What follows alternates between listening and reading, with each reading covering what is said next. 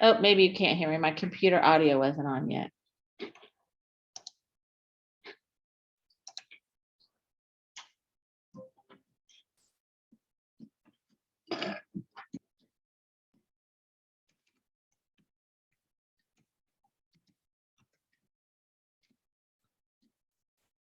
So those of you that are joining us with Zoom, how did you do with your Access projects?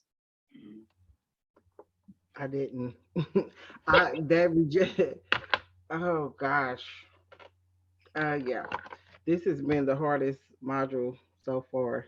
Did you get my email, Tamika? Yes, I just looked at it. Yeah, I downloaded it from. I did everything from Cengage. I Okay. don't know. So what I did, and I haven't. Well, I guess it might be too late to try to. I forgot about the deadlines, but I emailed it to. Um, I sent it as an attachment in the email, and I was because I did it at work, Uh-huh. so definitely downloaded it from the. I downloaded the start file and everything, Okay. and when I got ready to submit it, it said that, and I did it twice. So the first time, yeah, see that didn't even matter because the first time when I tried to submit it, of course the file name was wrong, so I went ahead and changed the file name.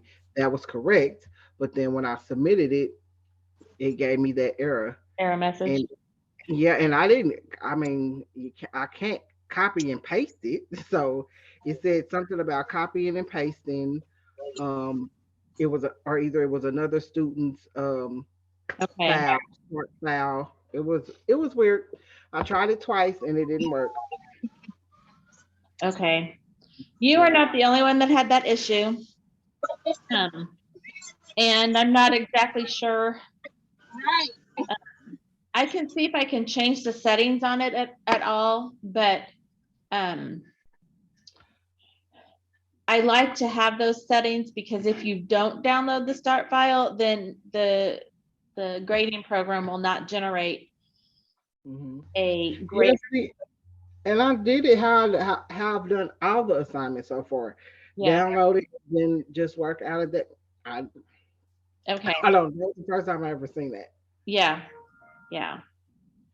And sometimes access is just, did you happen to do the compact and repair before you submitted it? I did because it was in the instructions, Right. so I did that. So yeah, I Well, did. some people skip that step. So Yeah, that's Is it why I I asked. did it. I is it did it because it necessary was to always do the compact and repair on them before we turn it in? I don't think so.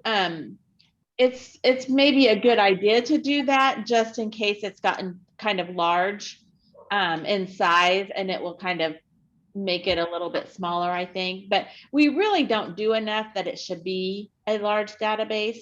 Um, so um, it's But not see, something that you would have to do, I don't believe. I noticed that I had two saved, and one was larger than the other. So I was like, I wonder if that's the case. But I tried to submit. Well, that could be the other thing. If you didn't close out of your database, you have to close your database in order to be able to submit it. I did though because it told me to. So I closed out of it, Okay. and yeah, I mean, I followed all the instructions. I have no idea what Okay. that was, but it was all red errors. Well, Yeah, the reason it would not I let. forgot why. Yeah, I think I sent a Yeah, screenshot. I saw your picture. It would not. Yeah, wasn't gonna let you do Yeah, it. it was weird. So, okay. Well, um, I will change the date on those. Um, I would like you guys to have all of your access stuff done by next week, but I can change the date on those so that we can try to get those figured out. Did Okay. any of the rest of you have issues with not being able to submit it because of it said that it was copy and pasted, or you used a different person's download? No? Okay. Do you usually download from work, Tamika? No, not all the time. I did it today because um the last time I tried using, my own computer, it gave me the 0 points. Okay, Like I didn't get anything. And okay. someone on here said that she had the same problems. Uh, well, Audrey, Uh-huh. she answered yes when you just asked that question as Oh, well. okay. But I'm guessing there were issues too. Okay. Um, well, I can, let me adjust the settings on, in the Cengage grading program. And I'll extend the dates and you guys can see if you can submit those. Um, Okay. and then, Yeah,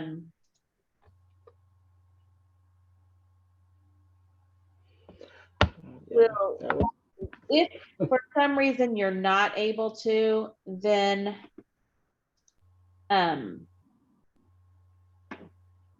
I'll just we have just you email it to me and I may just have to spend some time grading it the old fashioned way, heaven forbid.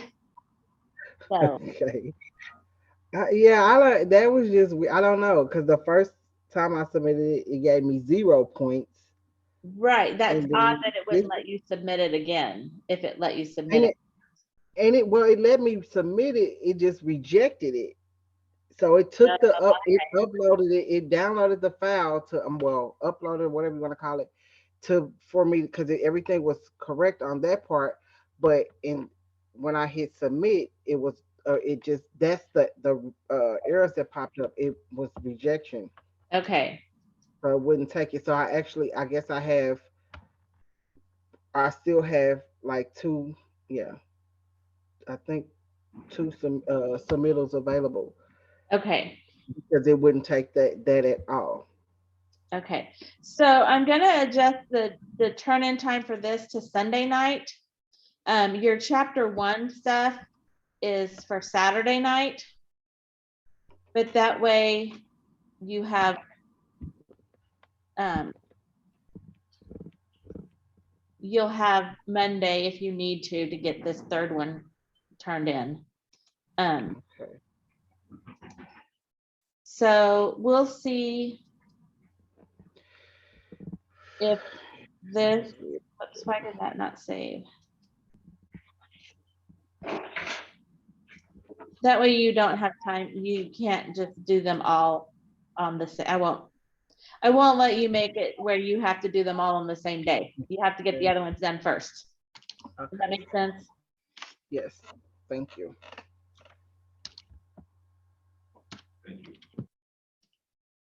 We started 3 tonight.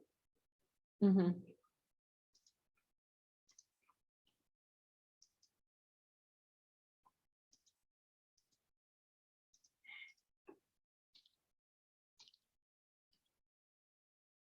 Oh, good grief.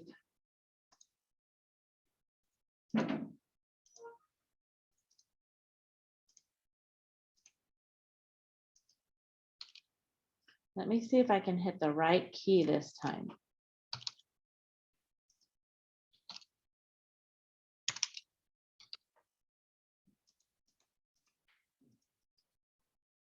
Woo, there we go. Okay. So you have to the 10th for those, What we just turned into today. the one you were to turn in today. So if you got them turned in, fine. If you want to turn them in a couple extra times, if you didn't get them all done, um, that's fine.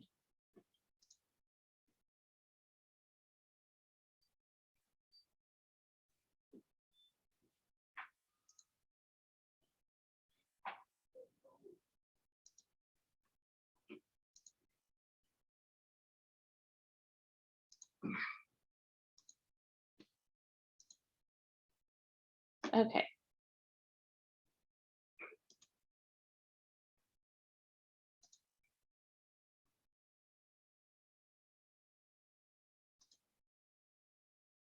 Yes. It's not popping up. I keep trying and I'm going to the coursework. Getting the teeth there. You know, won't launch it. It goes to launch and then it just, my screen just stays blank. Like For it's loading up and then it just stays blank which one? for tonight. For tonight's? Yeah. Okay. Just to get us engaged. It won't even let me get to engage. It stays blank. Are you using Chrome or Firefox or Internet Explorer? The Explorer is one I've always used that I'm here. Okay, So, that's not what I want. I don't want that. Okay. Okay, so we just have a start file tonight. We don't need anything else.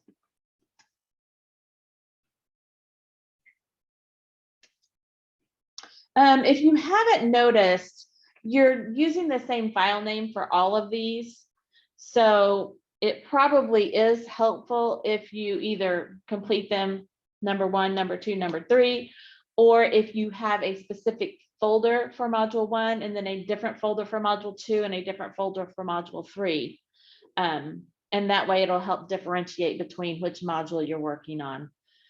But otherwise you can save over something that you may not want to save over. You could give it a different name, but then you have to make sure you rename it properly before you submit it. So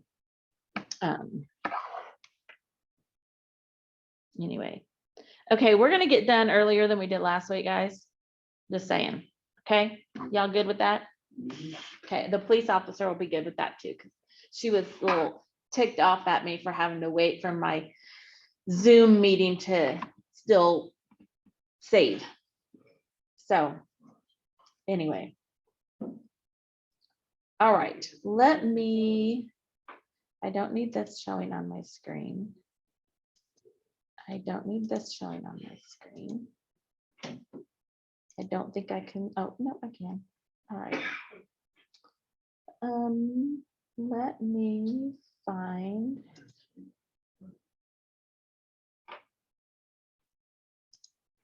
This.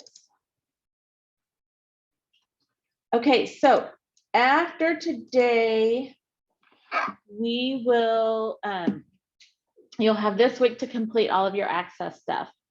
And then next week, we'll start with PowerPoint, but I'll have the access test available to you. So you can work on that next week also. I know. And then PowerPoint, Outlook, and we're done. We're getting close, guys, okay? But I like to do Excel and Access in the middle so that you're not having to stress so much about those two things at the end of the semester. But I will tell you, some people kind of let up a little bit with the PowerPoint and they don't always do as well as they thought they would on their PowerPoint test.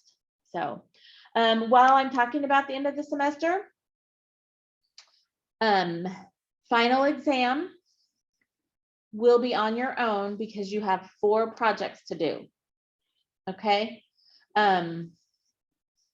My online class, my 8-week online class is ending, and I gave them a good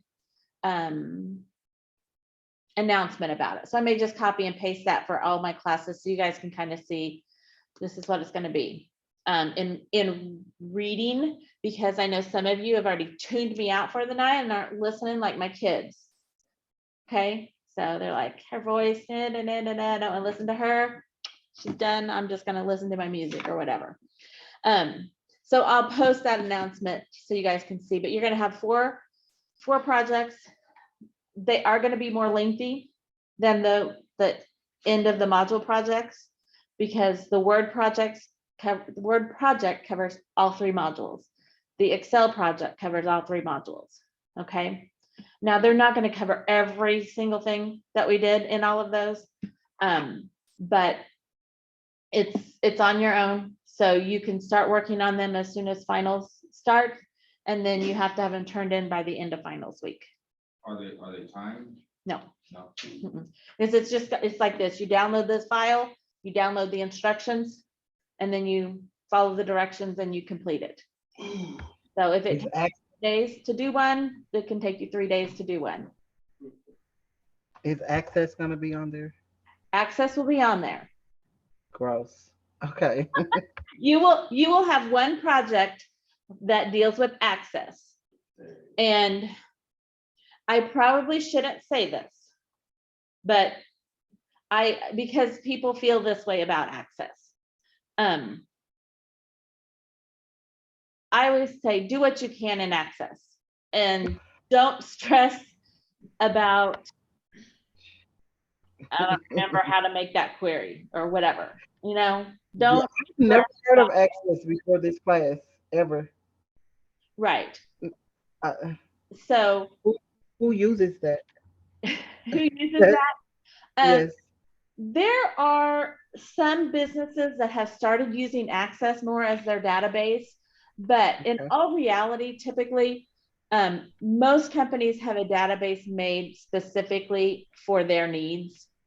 The reason we teach Access is because it's part of this suite, and it kind of gives you an overall general idea of what databases are and kind of how to use them as far as doing data entry, as far as doing reports and queries using them. At least you're familiar with those terms. Yeah. Now, if you get in a job where you are going to be using a database, you will probably have someone at that company train you on how they use their database. And it will probably be a little bit different each company that you go to if you have to use a database. And sometimes they won't tell you you're using a database. They'll just say, I need you to take the information on these forms and put it in this computer program. And you sit down and you do that, and you don't even know it's called a database. They just say, they get you to the page and they say, this is where you enter the information, and you enter the information. And then the IT data analyst nerds, they will work with all that, and they will be making the reports, and they will be making the queries and things like that. The one thing I had to do when I work with the database was mainly I had to query dates, like follow-up dates. So we filed forms with the Social Security Administration, and then we had to make sure we checked up on those 2 or 3 weeks later. So I would be the one that pulled all those dates and made sure that we were able to follow up with the customers on that. But again, I didn't even know I was working with the database then. That was my first job out of college. I had no idea I was working with the database. I learned how to do what I needed to do, and you did it. So you are not going to be creating the tables probably. You will be probably entering data into the tables. Your IT people, your database, not necessarily the IT people, but your IT department will probably have database people that maintain, which we're going to talk about tonight, and set up databases. You will, unless you're going into wanting to be a database or an IT person that specializes in database creation, you probably are never going to need to do a lot of the creation stuff. However, by going through and doing what we've done here, it will give you a better understanding of what you're doing, because you'll be like, oh yeah, that field, I know a field is something that every record has, and one piece of all of these that pertain to one company is a record. So you'll have that knowledge, but you're not going to necessarily be responsible for having to create databases. So I don't know, that's kind of a long explanation, but it's mainly we do it just to give you some and for some way of having some knowledge about databases. So Gotcha. I wouldn't stress too much about that part of the test. Do what you can, turn in what you get. If you get a 50, I would not worry about that, because your other ones will be stronger. And if you've done your homework, which most of you guys have done your homework each module, that's gonna have you higher score in the class. So, you know, if you're at a 89, 90, doing well on all 4 of those projects may make you go up some, but I think doing poor on one of them will not hurt you so much. So, question? Are the last projects going to be graded by the swing age? Mhm, Okay, mhm. that's what I was trying to explain to you last week, is that some of that stuff, like when you put it in there and you do it word for word, you know, Mhm. follow the directions, it doesn't come back properly. Or like when I grade it, it'll come back with different instructions on Yes. how I should do it or something. But Right. So, and that is something that I don't like about the grading program. And it happens more in Access than it does a lot of other things. Because in Word or even Excel, you may be asked to make some changes to a paragraph in Word. And like in our module 2, where we type the research paper, paragraph 2 was supposed to have this. And then maybe you were supposed to add a citation. And then we also had a footnote in one of them. But if you got counted off for not having the proper text in paragraph 2, and you went back and you got the text perfect, then the next time it grades it, it might say, well, your citation wasn't in the right place or something. So it only reports the first error that it comes to in that particular step. So if you have a step where it asks you to bold a word and then go to another place and underline a word and then maybe highlight a word, if you get the first 2 of those correct, then it will go to the third one and say you didn't highlight. When you highlight and submit it, everything's fine, you get it perfect. But let's say that you only got the underline, you didn't get the bold or the highlight. You go back and you do the bold, you skip over the highlight because it doesn't tell you that it's incorrect. And so then the next time you submit it, it says paragraph 2, you didn't highlight. So it's frustrating, but one of my online students did, she got the field size wrong. And so once she submitted it the next time, it told her the next field was the wrong size. So in Access, you just kind of know, if you get that first one, you're like, okay, I need to check. Well, you don't know, but you need to know now. I need to check all of the field sizes before I submit this, because the next time it's just going to give you something else wrong. But those are things that I can go in and I can adjust scoring. So, and I know I said I would do that for some people, and I probably haven't. So I'm just going to also try to blast out to all of my students, hey, if you need me to grade a project for you, make sure you let me know which one. I'm trying to go through all of them, but I've not had a whole lot of time to do all of that. So, but on one of the Access ones, you miss 11 points for one thing. And so I try to at least make sure I get the Access ones looked at, because even if you only get 6 points instead of 11, that's still better than missing 11. So they're doing pretty good in the Access. yeah. Excel. Excel, yeah, and it's the same way with all of them, but we probably just didn't recognize it as much in Word. But yeah, so that's the issue with grading. So, all right, I gotta find my Zoom people here, and I gotta share my screen. Okay. So, module 3 talks a lot about maintaining your database. So these are things that you may or may not be asked to do as an end user. Some of these are going to be like updating records, which you might be asked to do. Like if a company has a name change or something like that, you might be asked to update that. You probably are not going to necessarily have to do some of the backstage view changes that we're going to look at, but you can see how those are done. It does relate to how you see error messages on your screen though.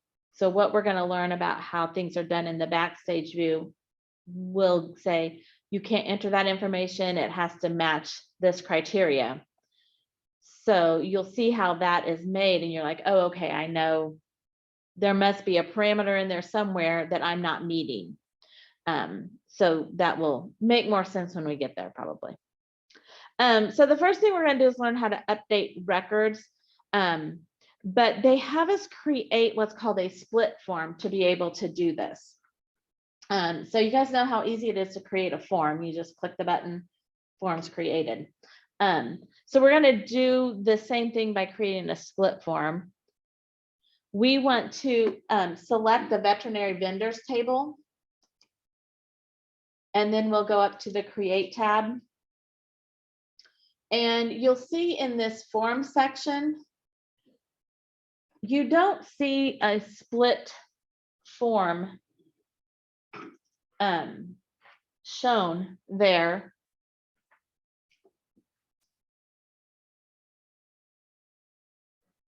As a choice. And so what you have to do is go into where it says more forms, and there you'll see a split form. You So- don't have to open it up to, I'm sorry, what? you don't have to open it up and split it. Correct. You do not have to open it. You just have to have the veterinary vendors table opened. So let me close this shutter bar here. So now what this does is it puts the form section at the top. Remember, since we have that yellow outline around there, that's telling us that we're in layout view. So we can make changes to the design of it. But you have your form version up here. Some people would rather make changes in a form view. Some people may prefer the data sheet view, which you have at the bottom part of this.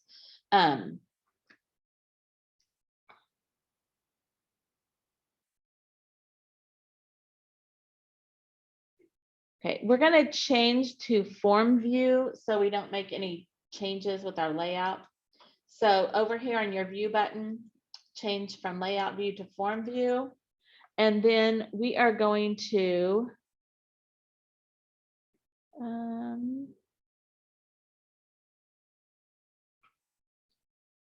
save this. So we can just click the save button here. And we're going to save this as veterinary vendors. And then we're just going to add split form to the end of it.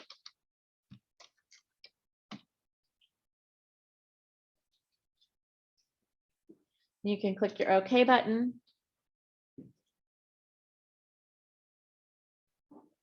We need to add a new record. Let me move this up here where you guys can see.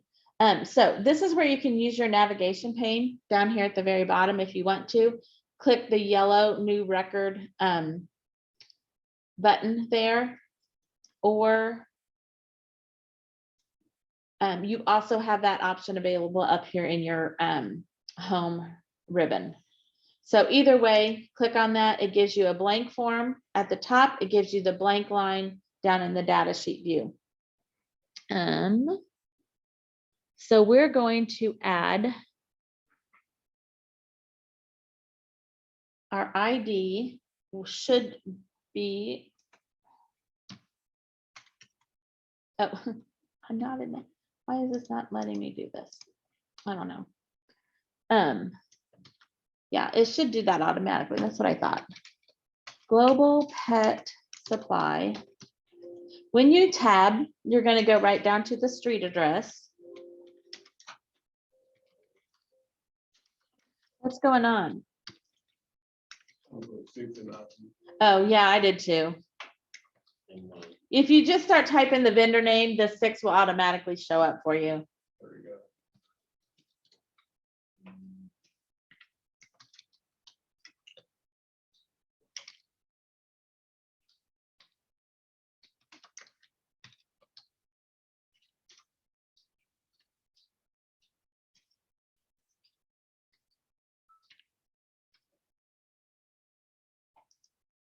Okay, so after you get to the cost, if you press your tab key, you will go right into the next new record.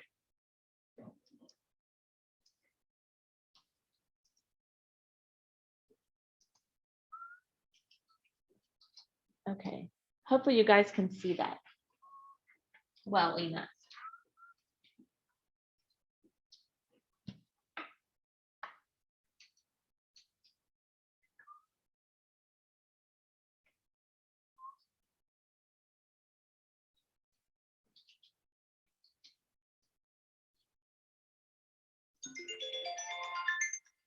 Uh-oh. My phone has been buzzing all day long, not making noise, and now here it makes a noise.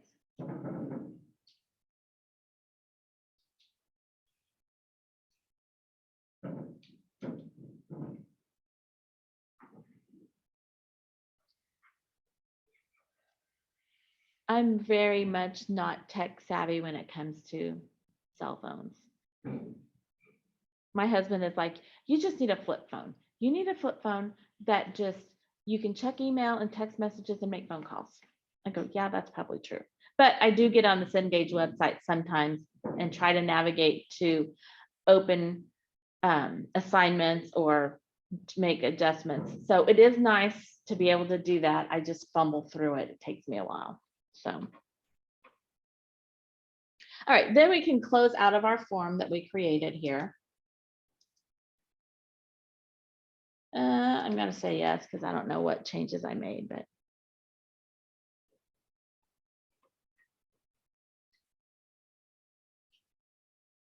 Oh, I hate it when I do that. We're going to open that form back up. All right, so here's where we have all these queries that we've done in module 2. This is where by collapsing all those queries, we don't have to scroll through those. We can just go down to the forms, and then we can open up our veterinary vendors form.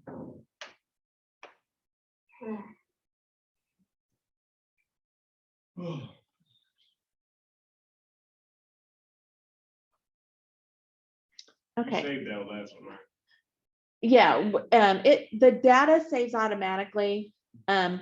Probably it was saving because I adjusted this split line here, is why it asked me if I wanted to save changes to it. So all right, so what we're going to do with this is we're going to use the find button on our home ribbon to search for the word microchips. So on our home ribbon, you'll see the find section. If you click the magnifying glass there, you can find microchips.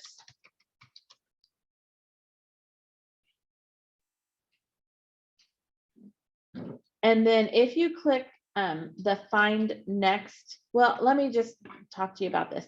Right now it's looking in the current field, which is the ID field. I'm not going to find it there. I was probably supposed to click in some specific field.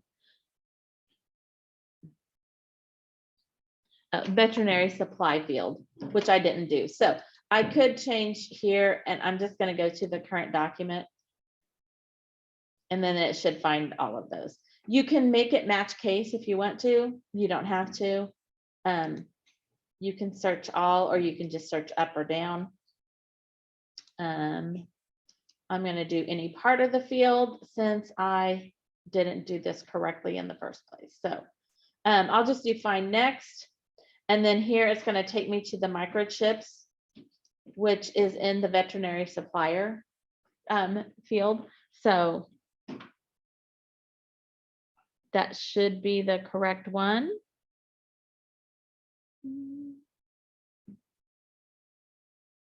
If that's not the one that you're looking for, you could do find next again. It would take you to the next instance of microchips. We don't have that anywhere else, so I'll just say okay. And we'll just cancel out of this. So that's how you can search or find something in a table or a form.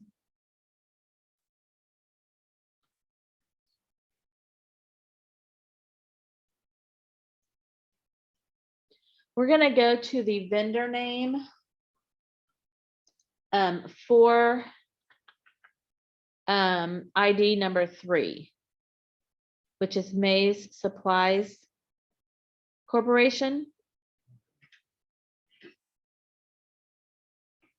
We're going to go to the end of corporation. Again, if you're on record 1 or 2 or whatever, you can use your navigation buttons. They're off the screen again, sorry. You can use your navigation buttons down here to scroll through and get to the correct record. You can also use your database table down here to just select record 3 and it will show up here. But it might be easier for you to use the form to make our changes. So we're going to remove the word corporation, and then we're just going to replace it with LLC. There are no commas or anything like that. Remember I showed you when we were doing data entry in our table that you have a little pencil icon that shows that you're writing to that. Now that we've written to that, we can move to our next field or next record. And now that data has been saved, or not the next field. You have to move to a next record for it to actually save that change that you made. We'll go down to ID number 5, and we're going to get rid of this record. So this will be easier to do in the bottom portion of our split form. So when we see record 5, you can put your mouse in that row selector that's out there on the left-hand side to the left of the number 5. That will select your entire record.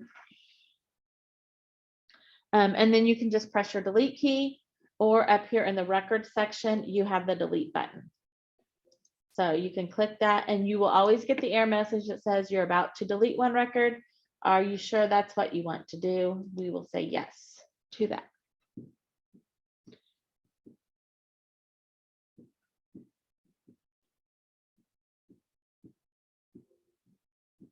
All right, we will go ahead and close out of our split form.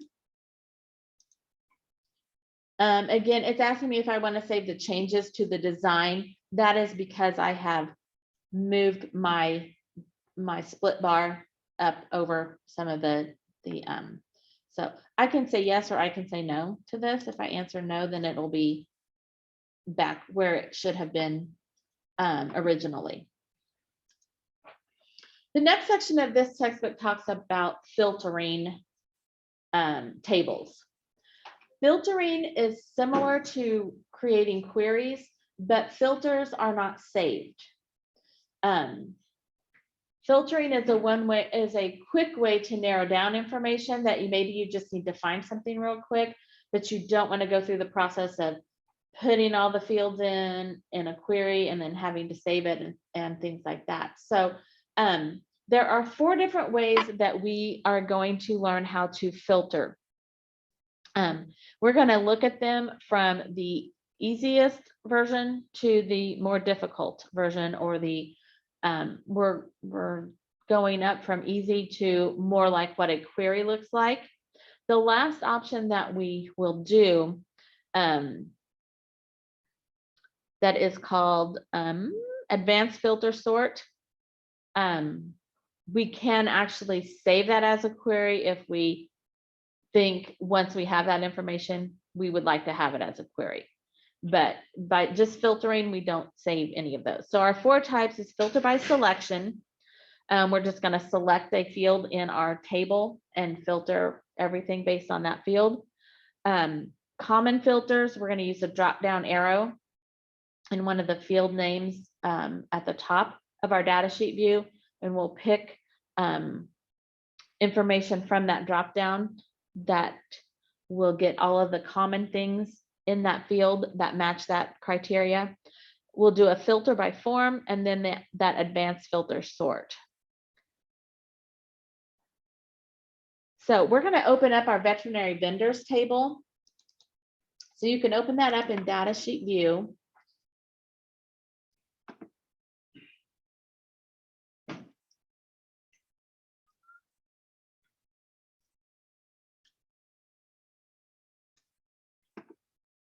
Okay. I am going to adjust this. So we are going to be able to see everything on this screen, hopefully. All right, I think cost is the last field.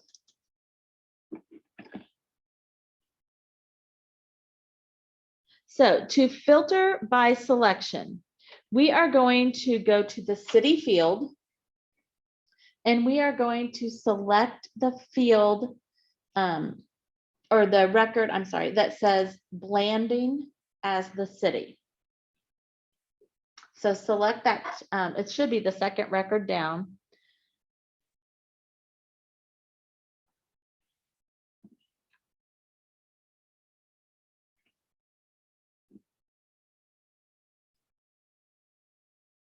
And then in our sort and filter, my icons are going to look a lot different than yours because my window is very much condensed right now.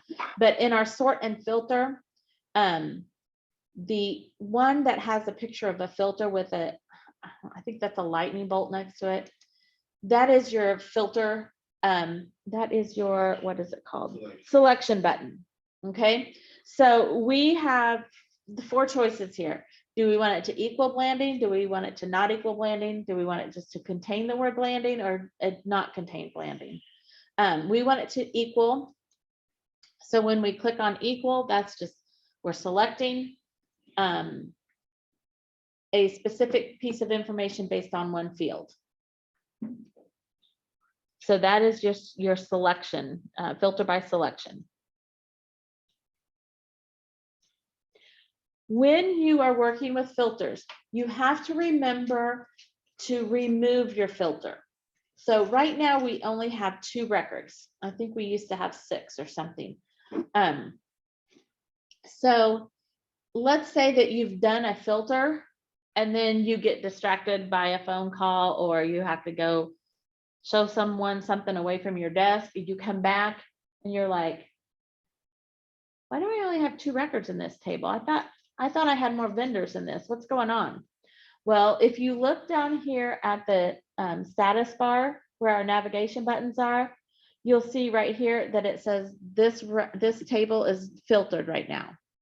Okay, so in order to turn the filter off, up here in your sort and filter, you have a toggle button, which is to remove the filter. So we'll take the filter off.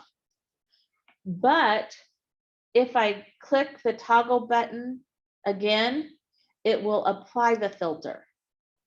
Okay, so even though I've removed the filtering, that same filter is still in there.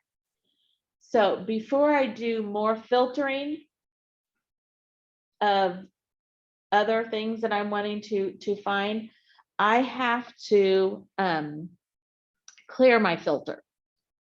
Okay, so to clear my filter, that is in the advanced.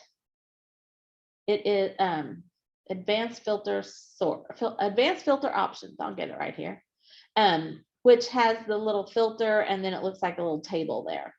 But when you click your drop down arrow there, you'll see where it says clear all filters. So it has removed that filter and now I can't click the toggle button because there's nothing that's set up to be a filter.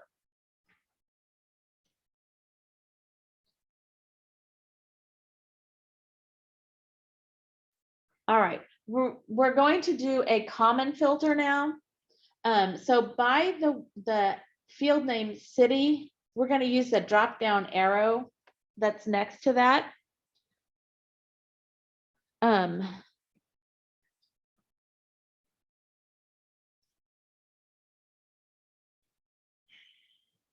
Okay, I'm not reading close enough here. I'm not sure.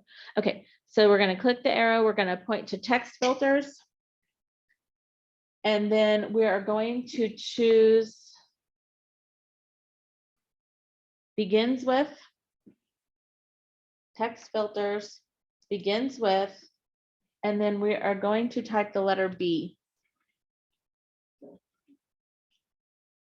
And then when you click the OK button, it's going to filter so that only the fields that begin with the letter B show up.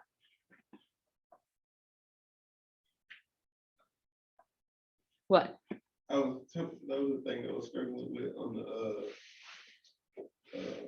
Training? the Oh. 100.1. Okay. So now we can remove our filter.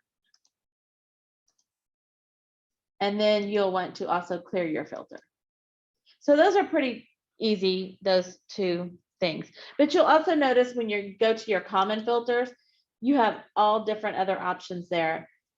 You can remove all of your check marks and select blanding, which would be the easier way, in my opinion, to get what we just did. But it wouldn't show you how you could go over here and have all these other options if you needed to do any sort of filtering that followed those steps. So our next one is to filter by form. So we're going to go up to our advanced filter sort button, and you'll see the second option there is filter by form. When we get this, it's going to remove all of the data from our data sheet, what we're viewing of our data sheet. And notice it says here that it's filter by form. What we're going to do is you're going to be able to click in whatever field it is we're supposed to click in, and then we'll be able to make a choice from those drop-down menus. So we're going to go to the state field and we're going to choose Colorado.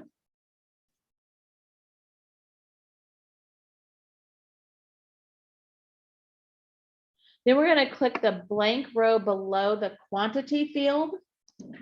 So we'll come over here to quantity and we're going to type greater than 75.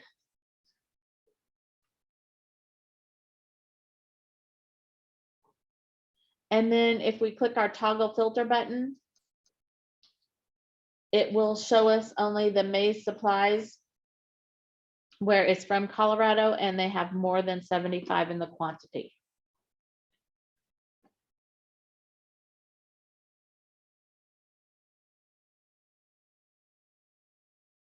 So that one's fairly easy too. It's just a matter of remembering filter by selection, going into the drop down arrow to do the common filter, going to the filter by form, and then the next one we're going to do is the advanced filter sort. So we can toggle our filter off, go in and clear your filter out. And our last filter is the advanced filter sort. This is going to look much more like queries. Okay. So let me make this a little bit bigger down here.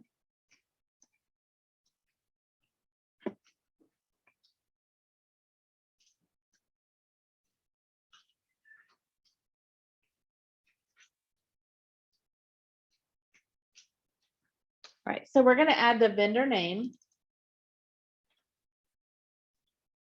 And then we want to select that those be sorted in ascending order. Then we're going to add the state field. And we're going to limit that to the criteria row, Colorado. Wait, why does it have us type Colorado? We don't need to type. We need to type CO.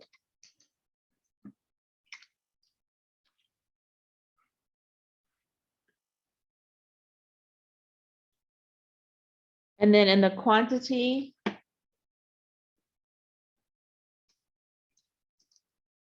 we will use the criteria again of greater than 75.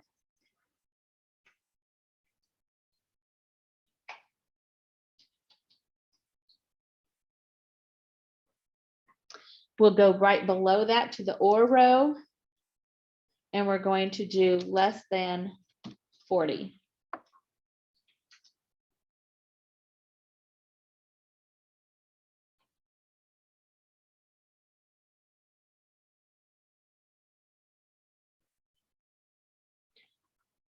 So now we'll use our toggle filter.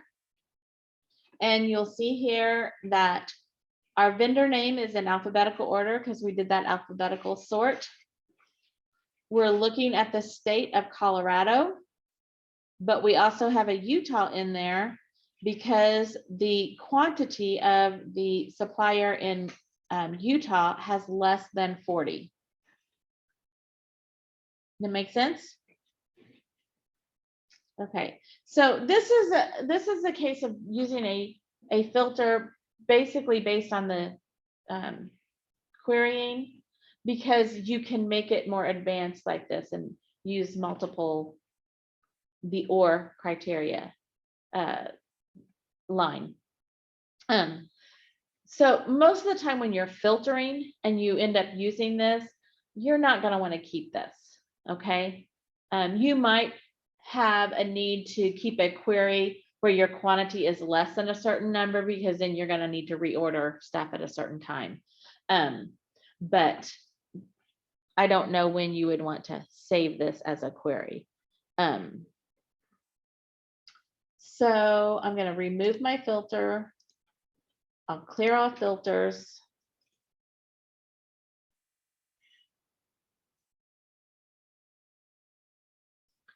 And then we can close out.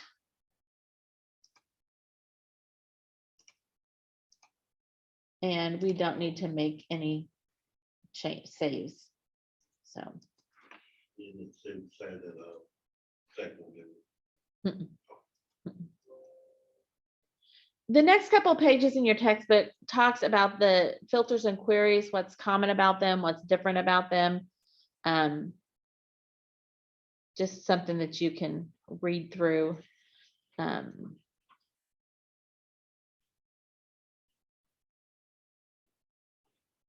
To kind of have some more information about that. Our next section is on changing the database structure.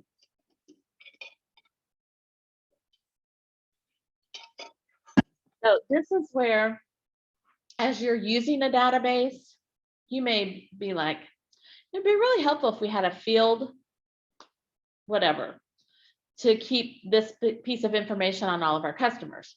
We don't have that field, so we'll have to go in and add that field. You may be like, we don't ever use this zip code field, so can we just get rid of that? You know, or maybe it would be nice to have an additional field that is a calculation of the quantity and the cost. So we'll create a calculated field in one of ours that we do a report or something on. I can't remember. I know we did that last time, so it's very similar to that. Or maybe I'm getting it mixed up with what we did last week. I don't know. But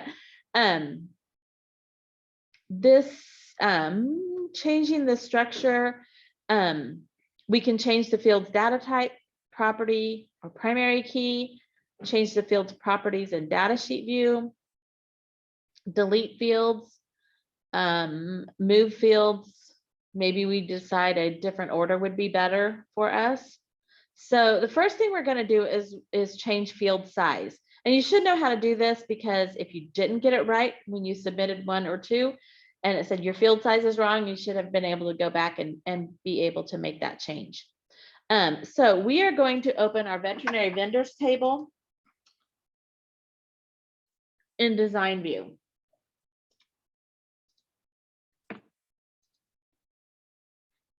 So in Design View, we're going to go to the quantity field. And I know you can't see all of my fields yet, but I'll scroll up so we can find it. Remember, you have to have the field selected in the top half of our design view in order to get the field properties that go along with that field in the bottom portion of the screen. We'll go over to the field size, and we are going to change this from long integer to single. Now, in your textbook in one of the previous modules, I don't remember which one, there is a table, it probably was the first one, that explains what all of these field sizes mean. Okay. But we're just going to set that to singular or to single. And then in the format, we'll go down to that second one, and then you'll have this drop down arrow. We're going to set this to fixed.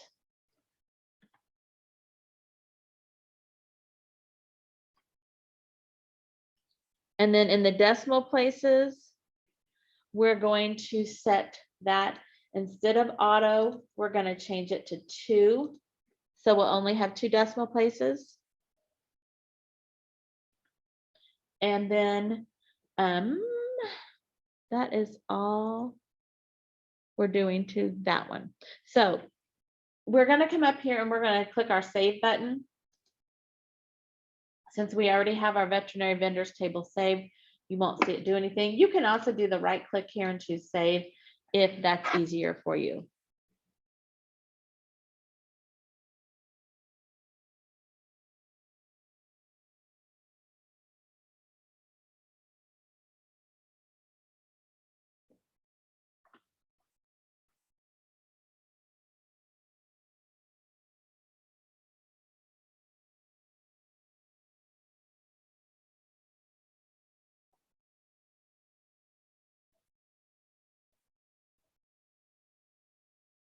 Okay, since we have changed these items for the quantity field, if you still see your options button that popped out there, we're going to use the drop down arrow there.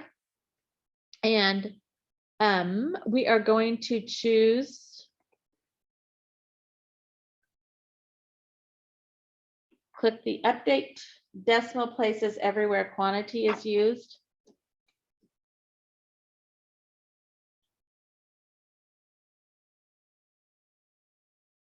And so here it says this is the split form, and we'll say yes to that.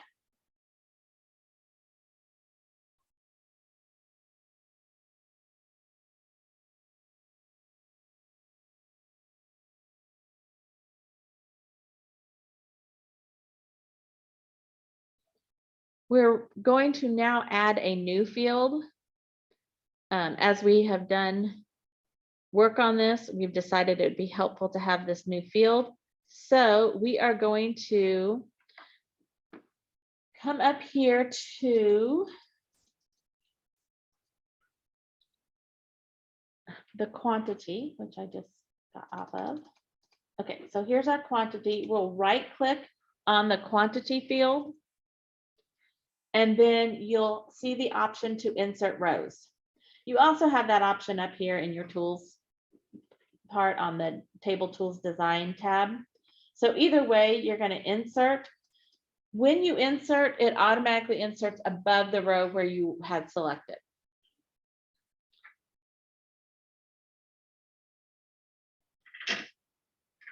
So in the field name, we are going to add product type. And that is going to be a short text field. Nope, sorry, my bad. That is going to be a lookup wizard field. Okay. So what we're going to do is our product type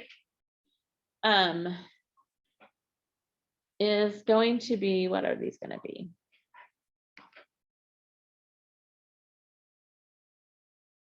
VAC, MC, and SUP. So the VC is going to be the vaccine.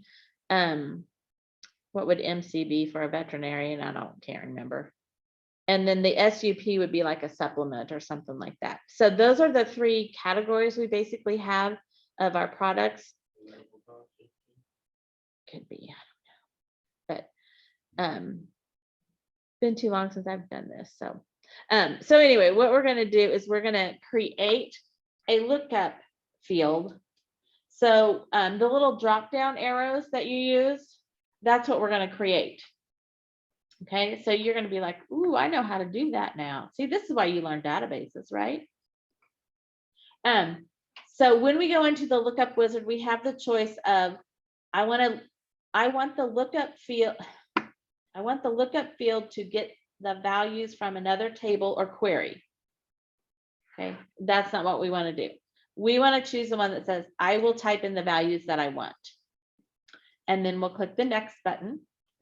And we only need one column. And so this is where we're going to type. And we'll type VAC, use your down arrow key, or you click in the next row down, MC, and then SUP as the third one.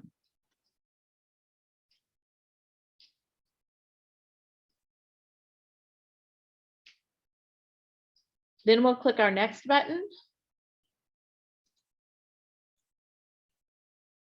Okay, now, before you click anything, listen up.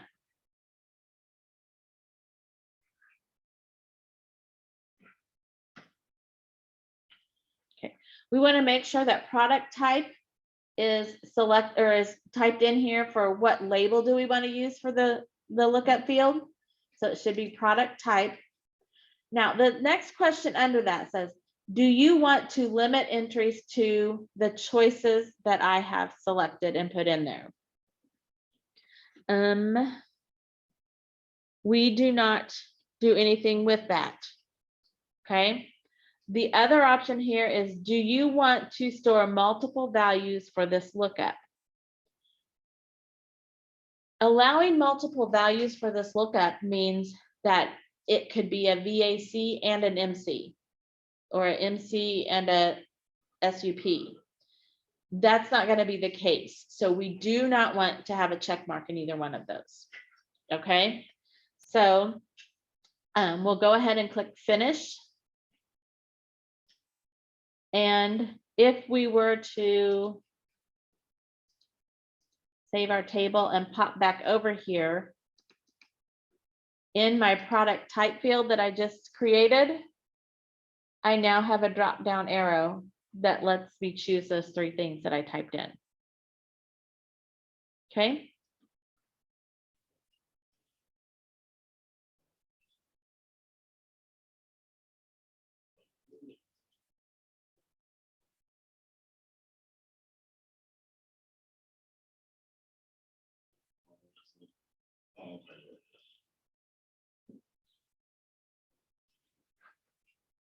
All right, so we're going to add another field.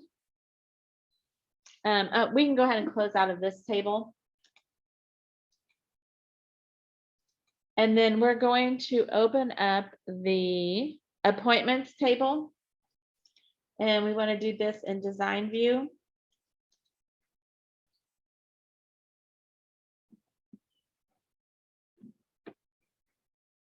We're going to click the row selector for treatment number.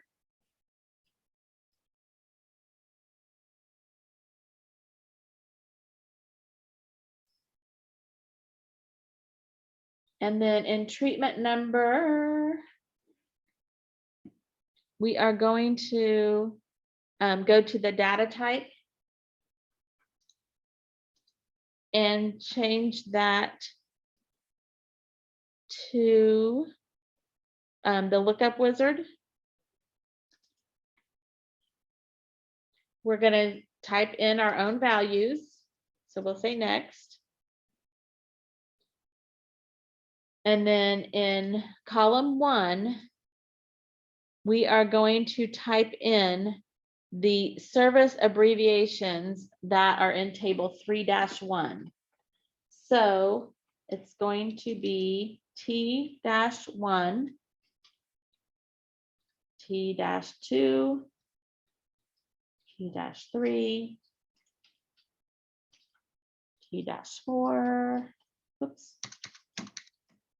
T-3, let me try to get to the right place here. And how many of these do we have?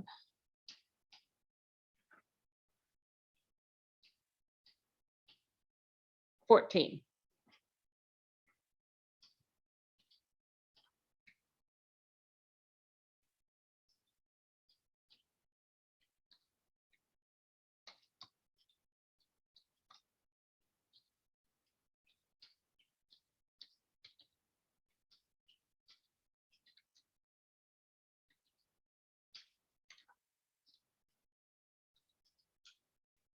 When you're done, go back and review and make sure you didn't skip any numbers.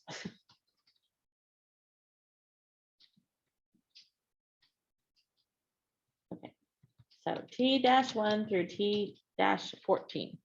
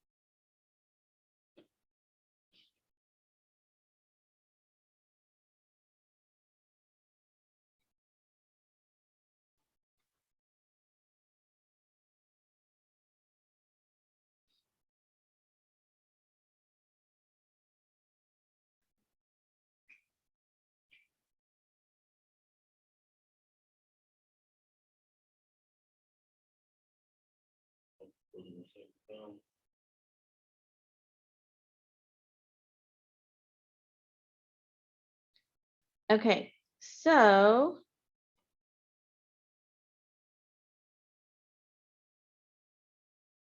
we're gonna click on our next button.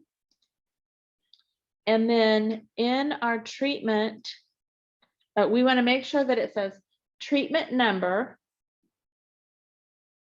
for the label. And then we want to come down here and choose allow multiple values.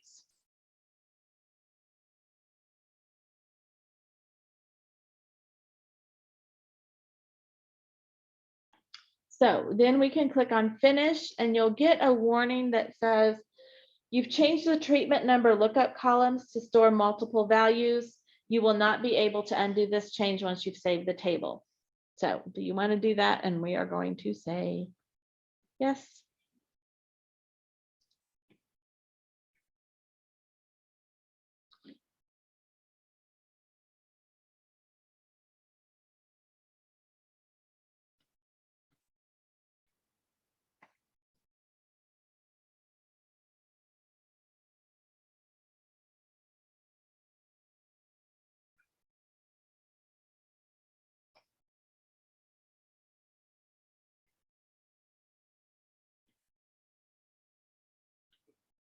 All right, next thing we're gonna do is add a calculated field. So we're gonna close this table. We'll go back to our veterinary vendors table. We can open this in design view. And we are going to go below the cost field. So cost is our last field. And we're going to add a new row called total amount.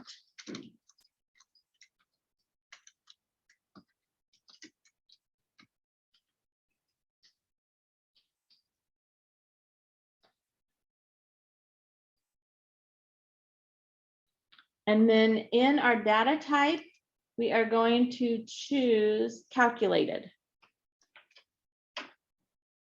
This gives us an expression builder window that opens up. And so what we're going to do here is we're going to create the calculation.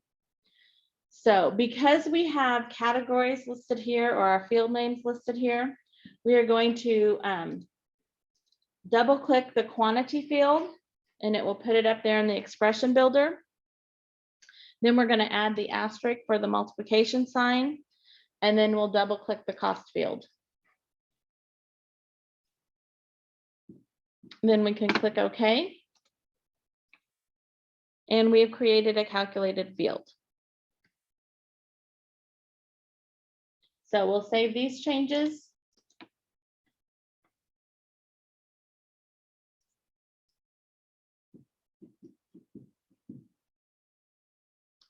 Okay, our next section deals with mass changes to our database. We have added a couple of new fields. So we can update all records of the, the product type. Okay, so we can update that entire field for all of our records at one time by using what's called an update query. You could also, let's say we have them all in there and we're no longer doing whatever the MC is. So we could delete all of the MCs in a mass change. So there's an update query, a delete query, an action query, an append query, and a make a table query. You will be asked to do some of those that we don't do in class in your homework project.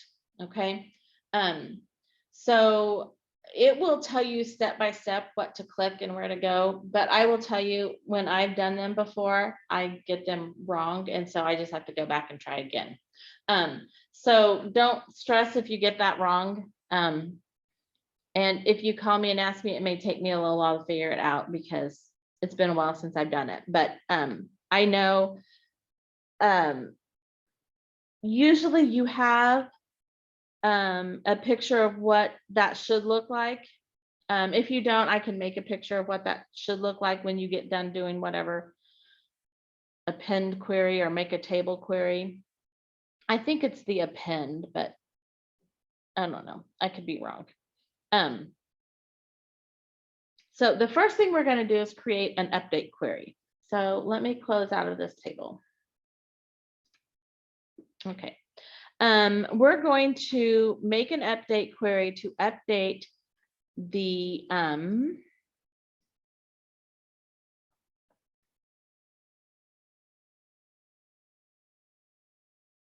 product type field. So we'll go to create and we're going to do a query design. And we want to do the veterinary vendors table.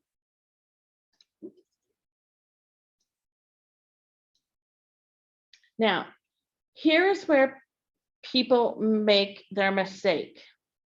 We have always done a select query up to this point, okay? In your query type section right here, we've never done anything with this before. But when you're wanting to make these mass changes, you have a make a table button, you have an append button, you have an update, a crosstab, a delete, and all these other things here that we don't deal with. But we're wanting to do an update query. So you must select what query type you want. So we'll click the update query. When you click the update query, watch my field list down, or my options down here in my design grid. So I'm going to do update. So now I have to choose what field do I want to update. And that's going to be my product type. And then what do I want to update to? We're going to do, I think that's a VAC. Yes.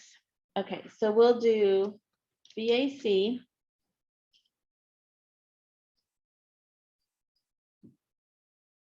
Then we can click our run button and you will always see you are about to update 5 rows or you are about to update 20 rows. You'll always get this message and then say, are you sure this is what you want to do? And you can say yes.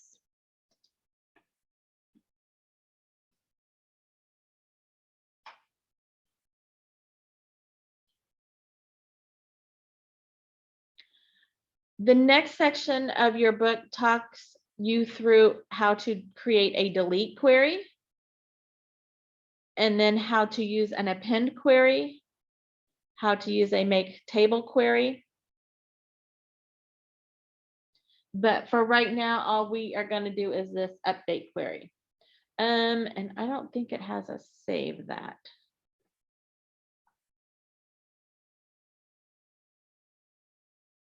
But let me go back and check just for sure. No, we don't save that.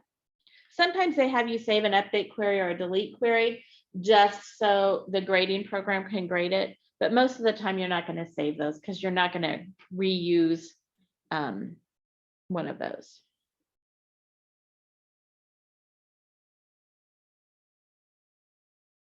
But that's a good place to go back to when you need to do some of those other queries for your other projects. All right, our next section is on validation rules. And I really wish they would come up with something different than this.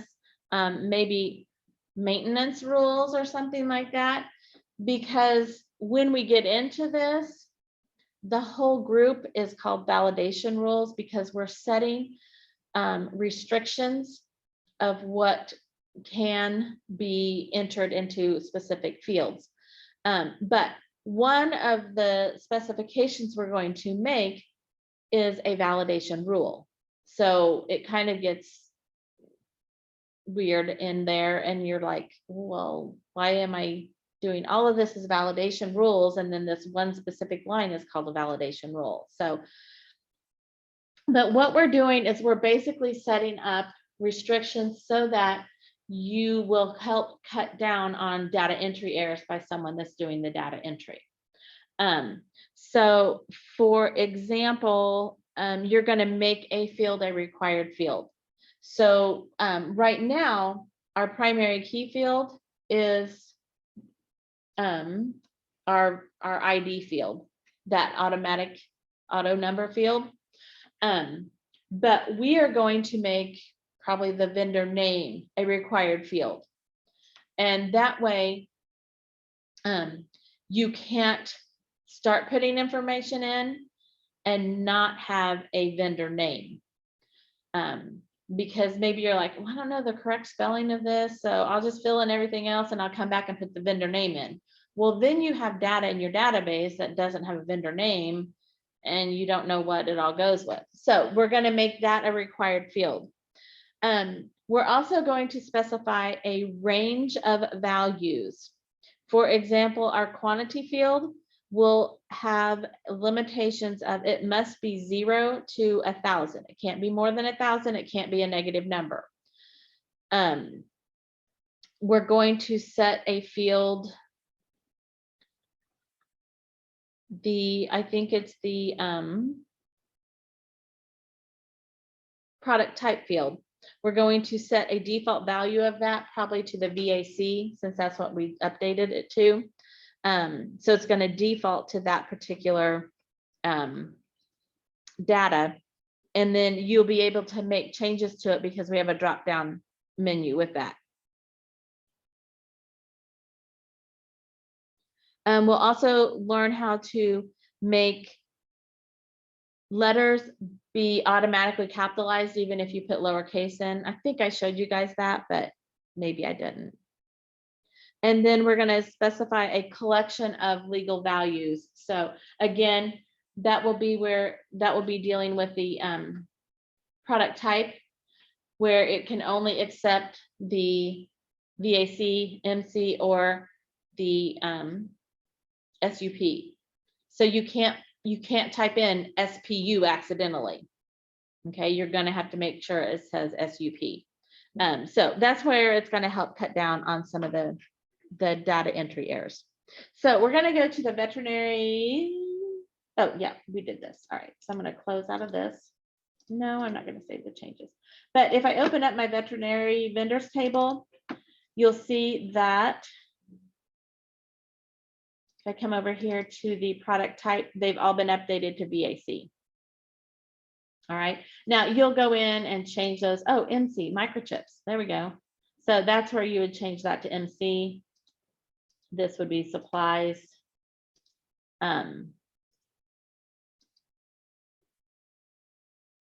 which it will tell you to do those things later on, but we might as well do them while we're looking at them there. Okay, so our first validation rule that we're going to put in is we are going to change the field size. So let me close out of this. And I do most of these types of changes in the design view. So they have us go to our zip code field. This field size is set to 255, and we're going to change that to 20. I don't know why you would set a zip code to 20, but that's what we're setting it to.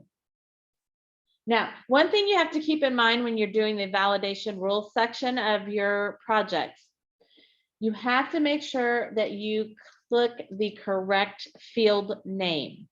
Okay, most of the time where people get mistakes on this part is because they were supposed to be in zip code and changed it to 20, and they were in state and changed it to 20.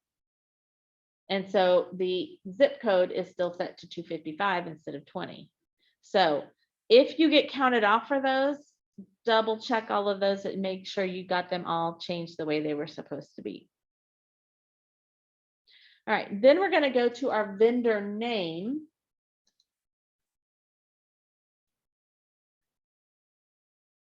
And down in the required row,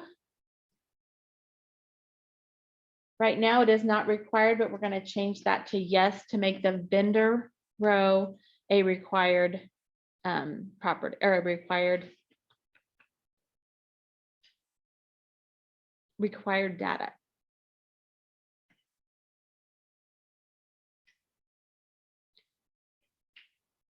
In our quantity field, this is the one we're going to set up so that we have a quantity of 0 to 1,000. So we are going to go to the validation rule line. And the validation rule is a mathematical operation that you're going to type in there.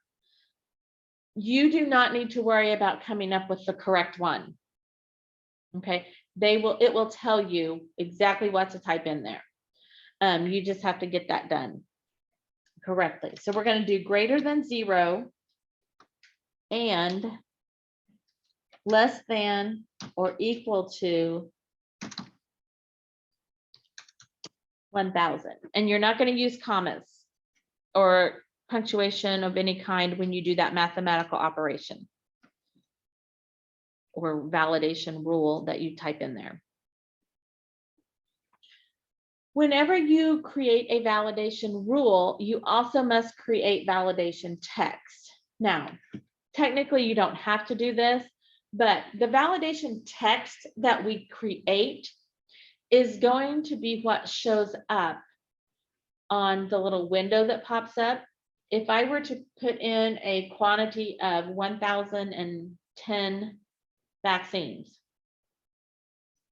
then I would get the little error message that pops up and says it must be between 0 and 1,000 or greater than, or it must be equal to, what is it?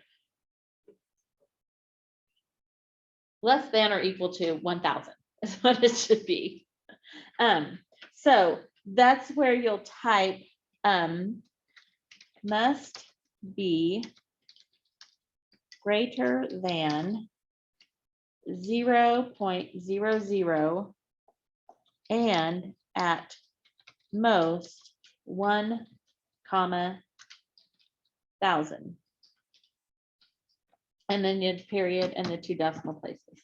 Now, in my opinion, I'm not dealing with a currency value here, so I'm not sure why we're having decimal places, but regardless, that's what they want us to type. That's what will be graded. So make sure you put those in with the decimal places and the commas. Supposed to be a must grade. What? It's supposed to be in at must or in at. Oh, and at most, and at, and at most, must be greater than 0.00 and at most 1,000.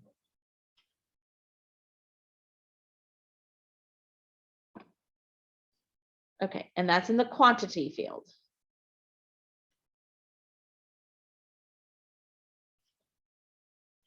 We're going to go to the product type field, which is just right above there. And we're going to set our default value. We'll type an equal sign and then the VAC.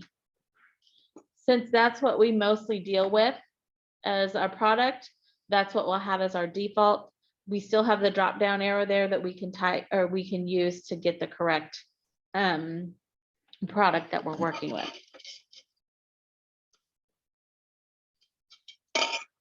The other thing we're going to do while we're in product type is come to the validation rule line. And we are going to make a rule that says you can only enter VAC, MC, or SUP. Now, this is one where it's a little tricky how you type it in. So we have to say equals VAC space or equal MC or equal SUP. Now, once you click down to the validation text, you'll see it puts quotation marks around each of those rules or the product types. You don't have to do that, but if you ever needed to go back in and edit, let's say I got these transposed or typed a different letter in there. Okay, so let's say I got those transposed, and then when I go back to make the change, if I do just SP or SUP instead of getting the quotation mark back around there, I'm going to get this error message. So I will just go ahead and add that quotation mark back around there. So our validation text is just going to be must be VAC, MC, or SUP.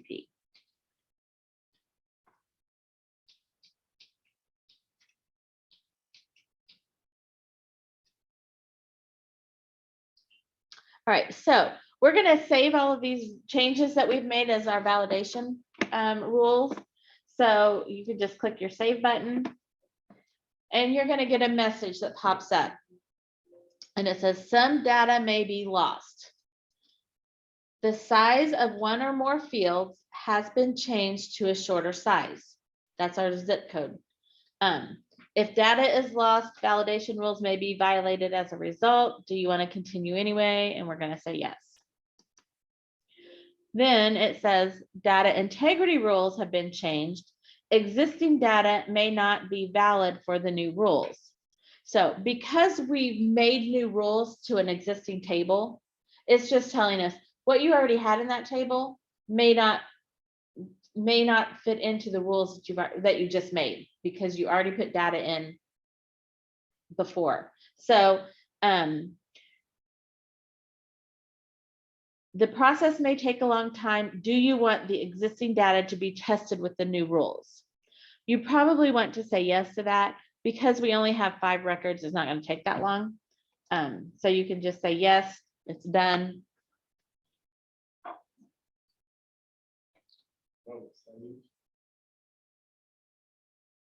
Yeah, if you did save, you should get those 2 messages. Okay.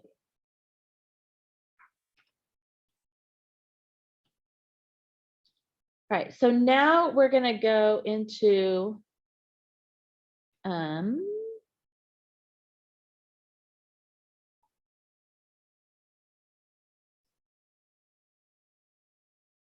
right, I'm going to go back over to our data sheet view here. And I'm going to start a new record. But I don't know, what is our address out here? I don't know.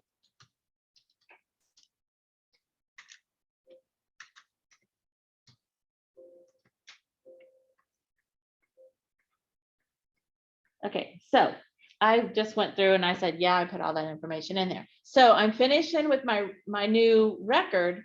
I get to the end, I want to save it and go to a new one, but it's telling me that I have to enter a veterinary vendor in the veterinary vendors table, a vendor name. And I didn't do that intentionally. So I will say, okay.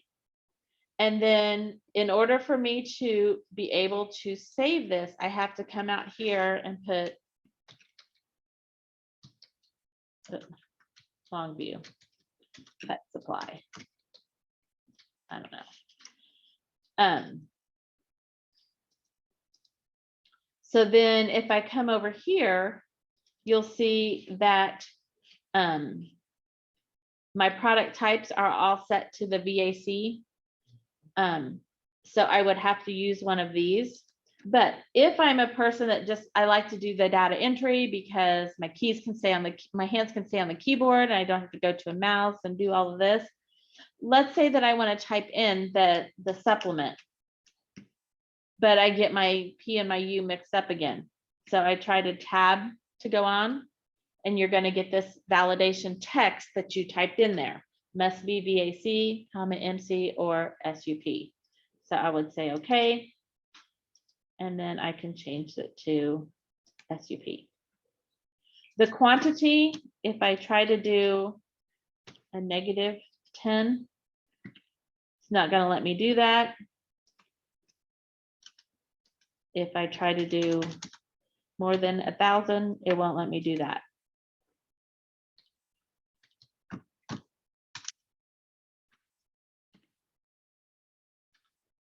What else did we do?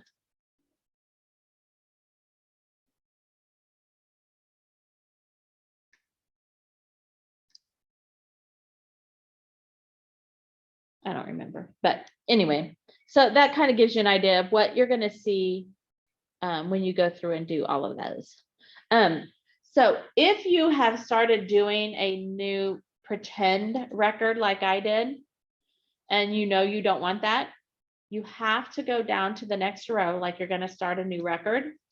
And then you can just come up here, select this one that's incorrect and delete it. And nothing, no biggie. Okay. So that's taking you through all the validation stuff that we did.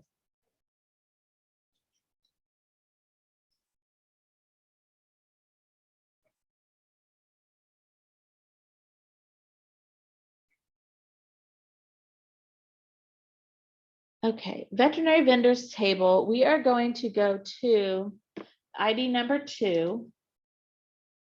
And we're going to work with the street address. So I'm going to make this a little bit bigger so I can see it.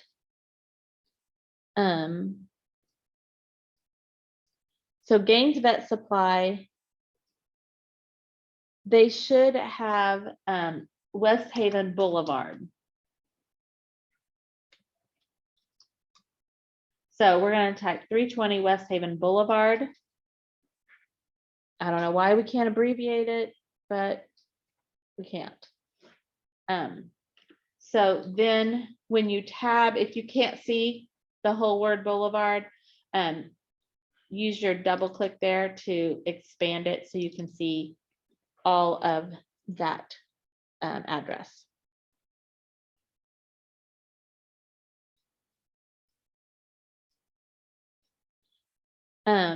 You can save those changes if you want to. Then they have you go to the product type field and make the changes, which I think most of us already did.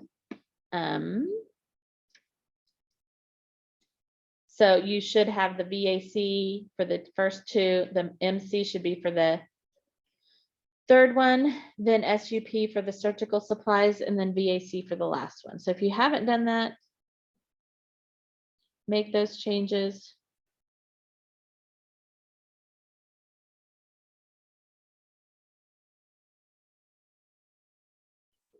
All right, then we can close out of this table, and it will ask if you want to save the changes because you've made the column width wider. So you can just go ahead and save that, then close out of this table. And we're going to open up our appointments table. We can do that in design view.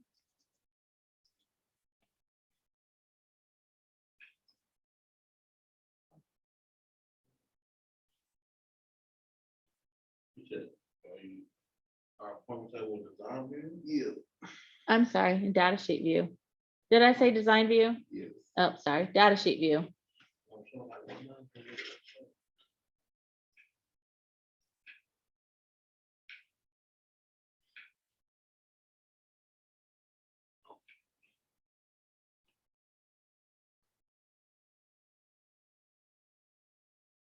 Okay.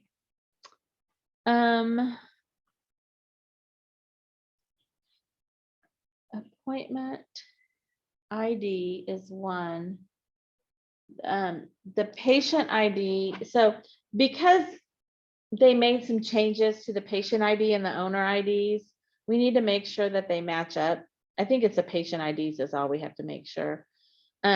Because they were like F1 for feline, C2 for canine or whatever, but they changed them all to be patient 3. So we're gonna do P-3. For the appointment ID 1, appointment ID 2 is gonna be P-7.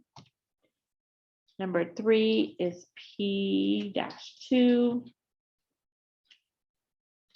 P-4. And then P-5.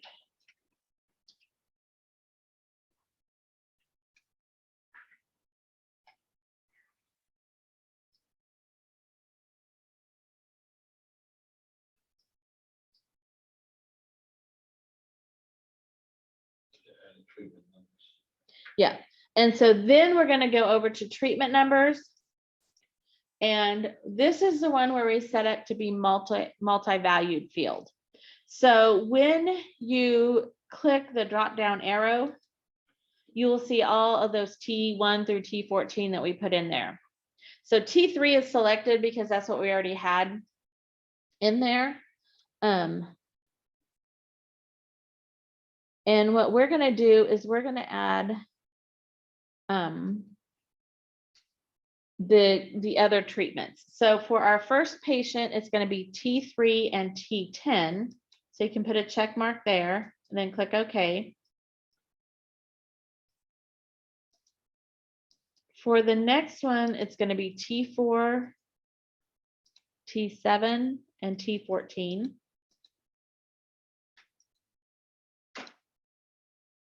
Oh, the next one is just T2, so it's going to stay the same. And then we have T1 and T8.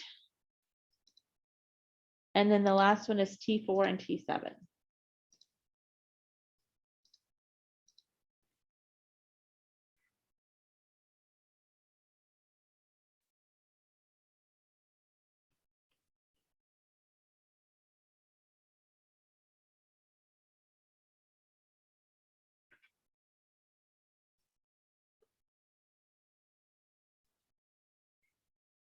Then they have you double click the treatment number, which may already be where you can see everything. I don't know.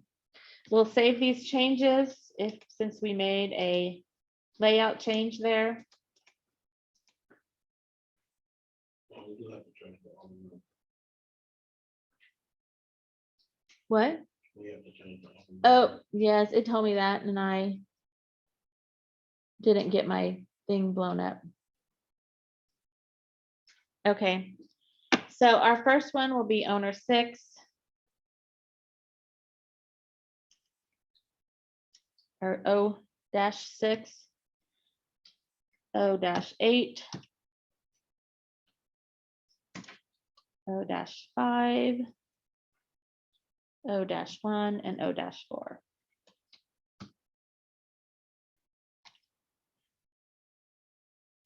Okay, so owner 6, owner 8, owner 5, owner 1, and owner 4.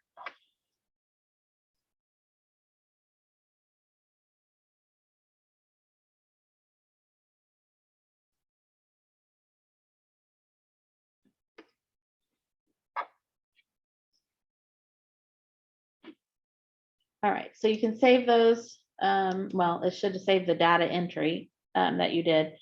But if you didn't save any of the layout stuff, you can make sure you save that.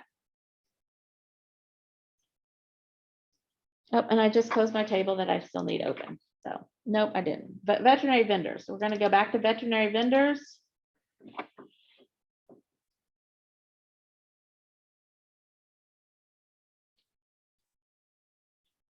All right, so this next part, we're gonna change the appearance of our data sheet view.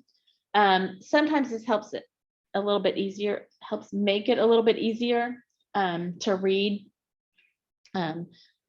depending on how you get that set up. But what we're gonna do is in our records section, we have a total button.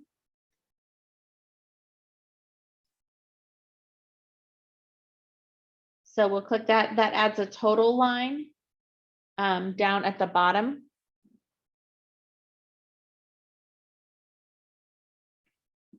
If we go over to the total amount, or yeah, the total amount, and we click on the total row, which is the last one, you'll see that you get a little drop down arrow here.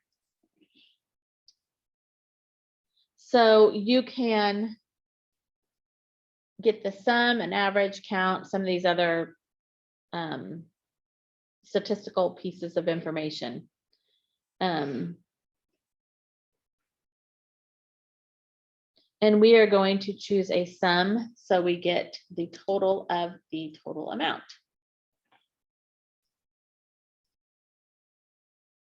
And then they have you resize this column.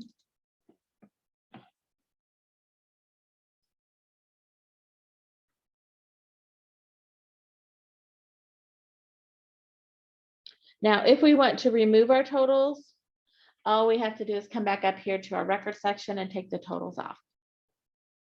But when you bring them back on, because we had the sum in there, it will keep the sum in there. If you need it removed, that's where you can set it to none and it will take that out.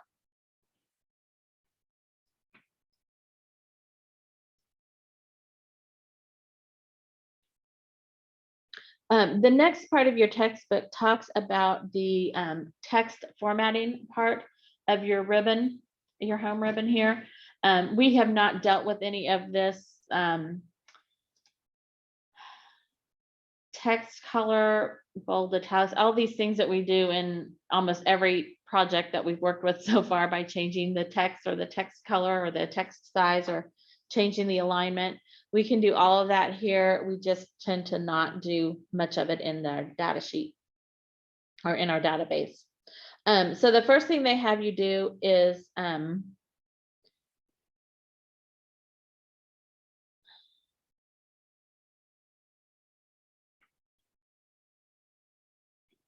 so up here in our top left-hand corner, let me move back to the beginning. So it's next to the ID above the first row. That little button there is like in Excel, that was your select all button. That's the same thing here. It selects the entire data sheet. And then we're going to click the grid lines button, which is over here in your text formatting. Right now, you have grid lines going in both directions. If you only want horizontal ones, it will remove the vertical ones. If you only want vertical ones, it will remove the horizontal ones. Or you can have no grid lines and just the alternating colors that you see.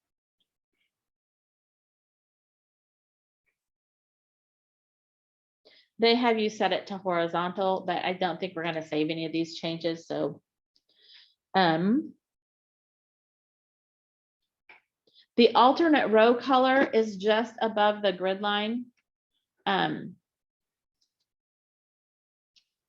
So our alternate color right now is set to this little white background, darker 5%, which you can't see because it's all selected in blue, highlighted in blue right now. But they have us choose the brown, which is in the upper right corner of the standard colors. So you have your theme colors up here, you have your standard colors down here. We're going to use the brown, which looks orange to me, but they call it brown. So now we've changed the alternating color to brown. We're going to change the font color to a dark blue. That is the second color from the right in the bottom row. Font color in our standard colors. So all the way to the bottom row, the dark blue is between the blue and the, what do they call it? Purple. So now our text is blue. And we're going to change the font to Bodani MT. Guess that's how you say it. I don't know. Bondani.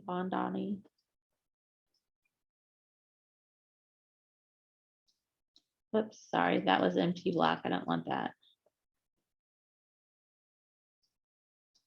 There, Bodani MT.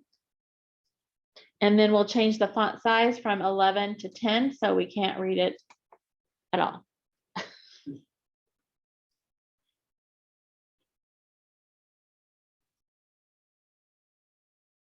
Okay, you can also go into the text formatting, this data, the dialog box launcher here. So right now, my alternating colors is, my background color is white. My alternating color is this brown. So let's say I want to keep the alternating color, the orangey brown. Well, maybe I want to make the alternating color one of these variations of it, or I could make it green.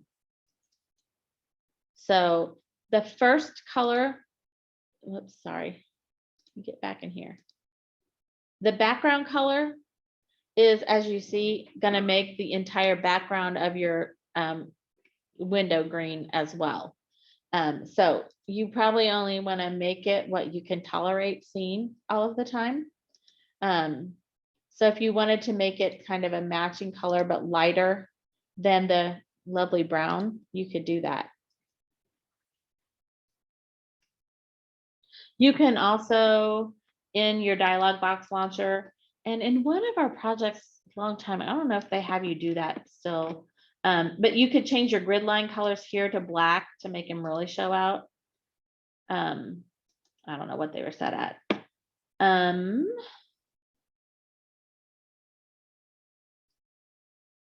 And then also, they had you apply an effect, which it was raised or sunken. I really don't see a whole lot of difference in that, except it looks like there's something being changed here. So maybe it's just my eyes, I can't see. Looks like it's all over.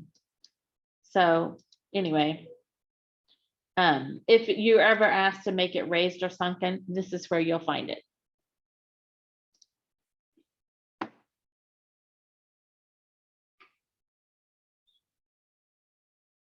Okay, so we are going to close this. Well, let me deselect it here. So this is what it looks like with my changes made once I have deselected it. But we're not going to save these changes, so we're going to close our table. And when we're asked if we want to save it, we're going to say no.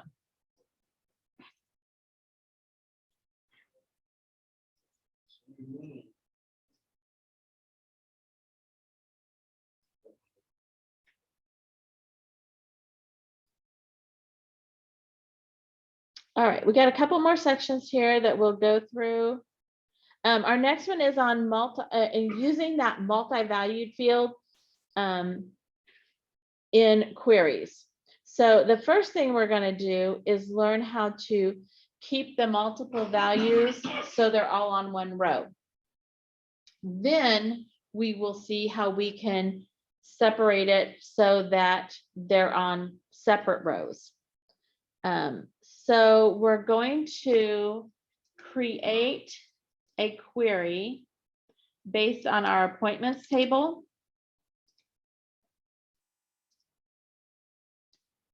And we're going to add the appointment ID, the patient ID, the appointment date, and the treatment number. But let me make this bigger. Okay, so you see that we have two treatment numbers now. We have a treatment number and we have a treatment number dot value. We want to make sure we use the treatment number in our design grid. Okay, so you'll see treatment number value is not the one that is selected, just treatment number. Okay. When we run the query, this is going to keep all of our treatments for each patient on one row. Okay, but if I had more than 5 appointments today, which most veterinary places would have, it might be difficult to know how many treatment 7s I need or how many treatment 1s I need. So what we're going to do is we're going to go back to design view, and we're going to change this treatment number field. You can use the drop down arrow here and change it to where it is the treatment number dot value. So it has the dot value in it now. And now when I run the query, they're all on their own separate row. Each treatment is. And you can see they're still in a order by appointment ID 1, 2, 3, and 4, and so on.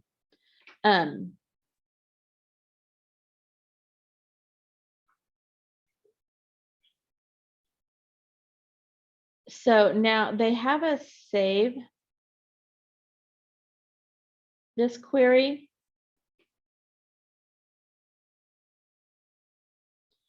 As M03Q02.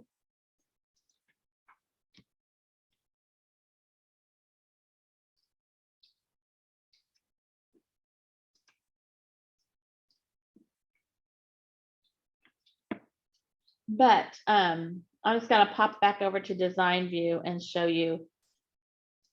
If I sort this in ascending order and run it, this is by treatment number, okay? Then they're all put together. I can also do, what is it? What is it I can do here?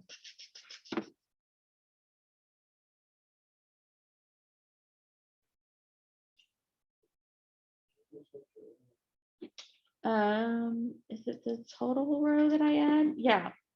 So I can group by, yeah, I think group by.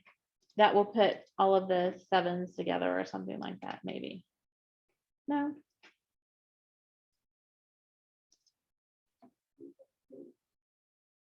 Okay, well, I'm just showing you stuff that you don't need to see now anyway, so we won't do that. But so let me take this ascending off. Because this is what you should have, and this is what you should know. Yes, this is what you should save. Okay.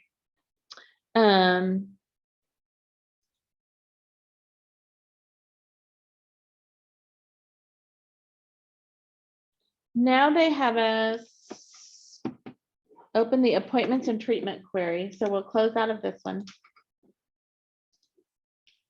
And we're going to go into our queries, which I closed mine. So we're going to open the appointments and treatments query in design view. We're going to right click on our join line. Remember, when you right click on it, you should only get 2 options, join properties and delete. And then we're going to choose delete to remove that join. What? That's the form, appointments and treatments. No, appointments and treatments, query. I could say, I got a question. Yes. Any type of way you can undo your changes, like it saved my, that time, the last time we did the color changing, and it saved it like it was. The only thing that you could do is go back and just change it back to how it was previously. There's no way to undo it, I don't think, at this point. And I can open mine up and show you what all the settings should be before you submit. I don't know that it would count you off on it, but I mean, we can set it up. to remove the joint line. Yeah, we remove the join line, and then what we're gonna do is we are going to take our treatment number dot value field from our appointments, and we're going to click and drag it over to the treatment number field in our treatment cost. So there's a new join now instead of what it was previously.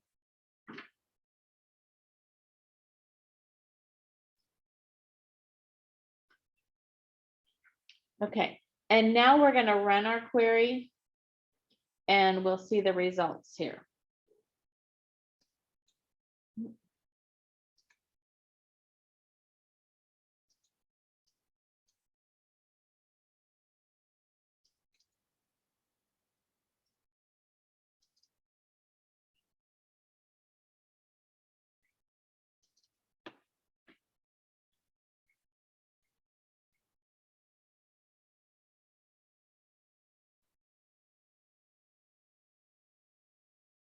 Okay, they don't have us do any saving of that. So you can just close back out of that.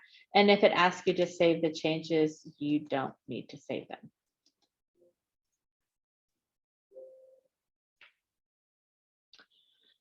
Referential integrity is what is used to make sure that when you're adding data to your database, that you have specific data in there before you add it to another table. So what we're going to do is we are going to, let me see here.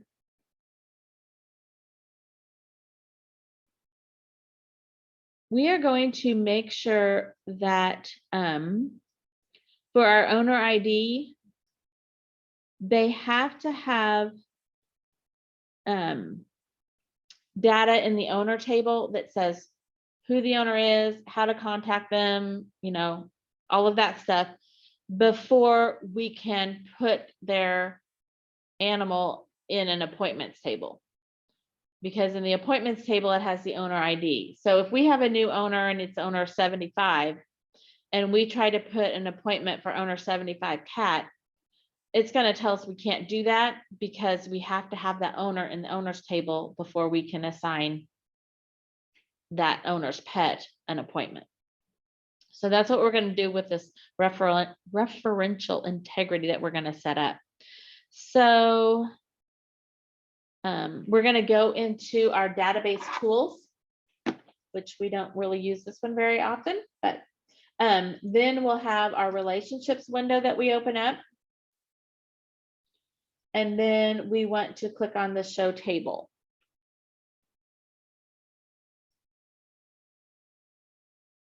We're going to click the owners table and add it. And then we're going to click the patients table and add it. And then you can close the button. Or yeah, close the show table. Now we are going to take the owner ID field from the owners table.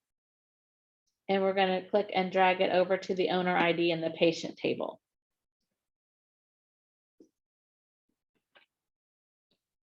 And then you get the edit relationship box that pops up. And we want to click the box that says enforce referential integrity. And then we're going to create this relationship. Oh, sorry. We were supposed to also cascade update. So I gotta go back in there. If you right click on the line again, you'll get edit relationship or delete. If you don't click on the line, you get show table, show all, save layout, or close. So make sure you get on the line and we're going to edit that relationship because we're supposed to also cascade update related fields. Did you click the create, the last create, or? There originally, let me say okay to this. So originally we just clicked on No, Ex- no, where you was just at. I'm where you at, oh, here, under relationships. Mine says create, cancel, join, and then it's create new, dot, dot, dot, dot. oh. I don't know. Rather to say, okay, when you was,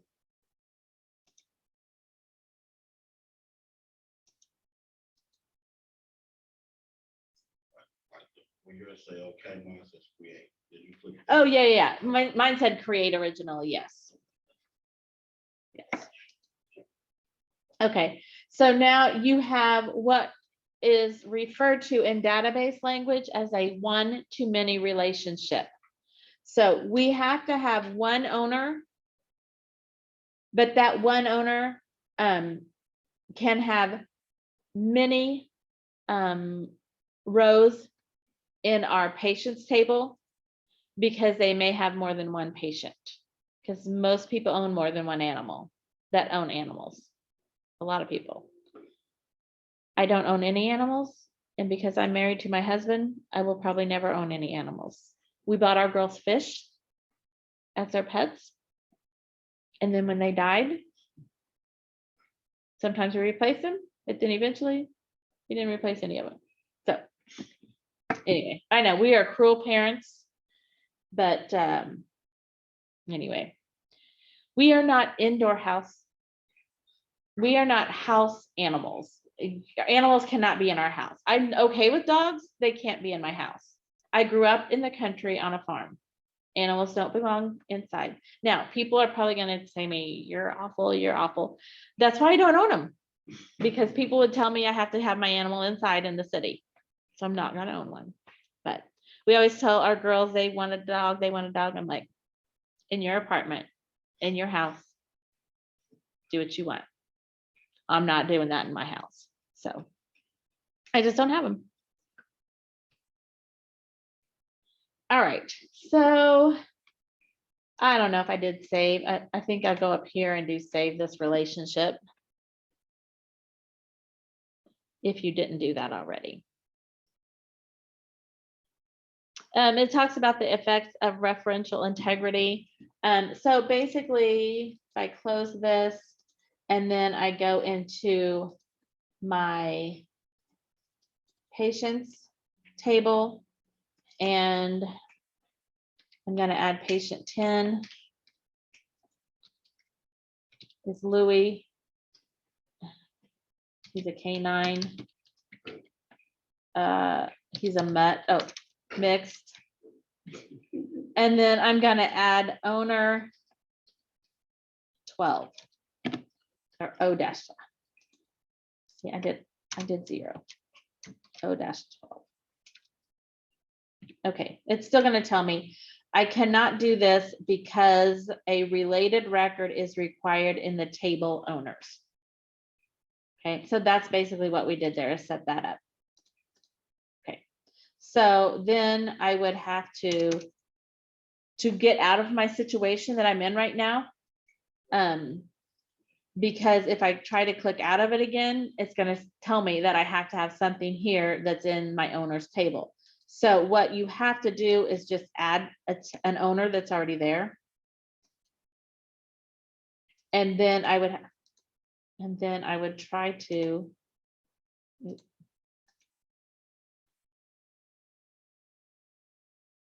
put values in. Oh, okay. Oh, what I tried to do, what did I do? Okay. Oh, well, I thought I did something else. We'll do 30. Okay, there we go. Now let me do it. Now I can go back in and I can delete this record. And then I have to go to my owner's table, put that information in, and then I can come back and put Louis in as owner 7 or whatever it is. I don't know. Okay. To use a sub data sheet, we are going to open up our owners table. And because we have a relationship between the owner table and the whatever table that was that we just made the relationship with. Was it our patient table? Yeah.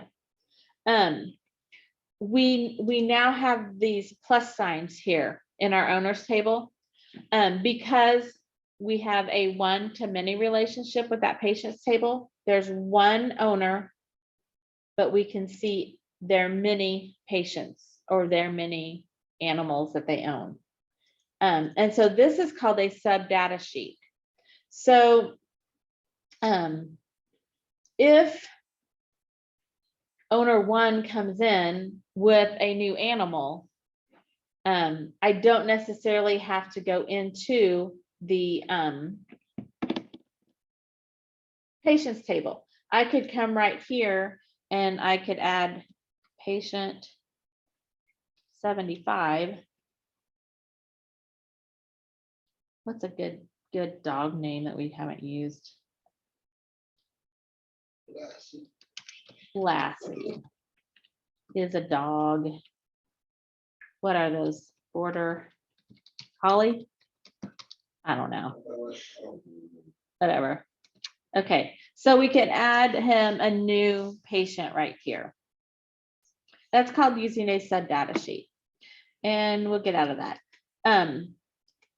Now, the thing that would concern me about that is I don't really know what patient number I'm up to, you know? So anyway, but you'll see that if you open up your patient table, you will see that there is not that plus sign there because it doesn't have that backwards. It's not a many to many relationship. You can only have one owner. So you don't see that sub data sheet in the other one.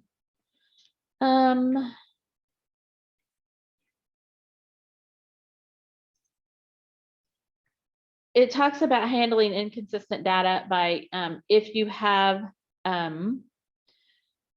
duplicate records or if you find unmatched records. It talks about that in there. Don't worry about that for our class, but if you're a database person, that might make more sense to you. And then ordering records. This to me is kind of another thing that's kind of silly because we've kind of done this with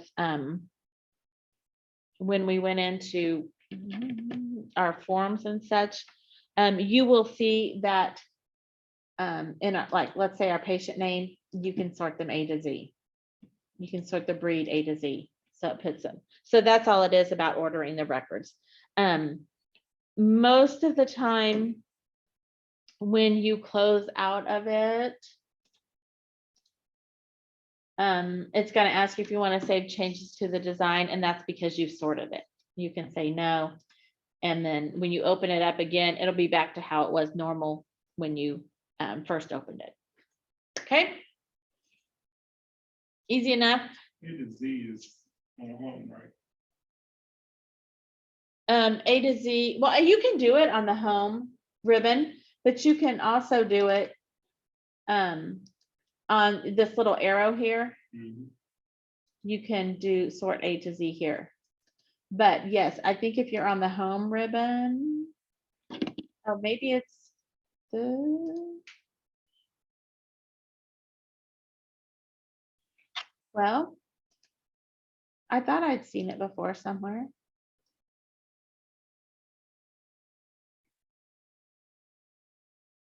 Oh, here's the sorting. Yeah, that's in the sort and filter. So either, yeah, you can do it there or using the buttons over here. The arrows. Okay, so questions about module 3.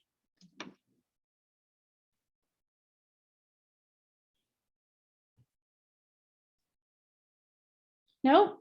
No. All right.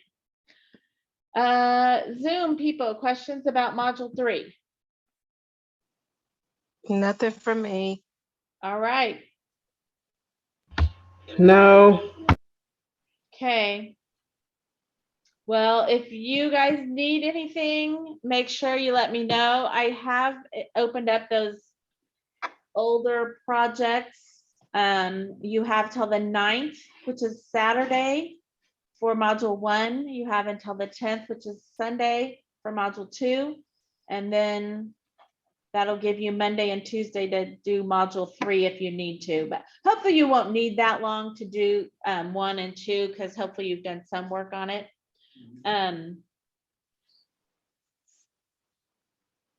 Tamika, if you, I did change the settings on, it was module 1, I think is the one you were having problems with. I changed the settings on all of them. So see if you can submit them. I can go in and delete that first one, if it didn't grade it right for you. So you have, Yeah, it gave me a 0. yeah, I can do That's that. yeah, that's the one that I was trying to submit. Submit the second time and it wouldn't let you, which is very weird. So, okay. Well, if you need to hang around for a while, if you have any questions,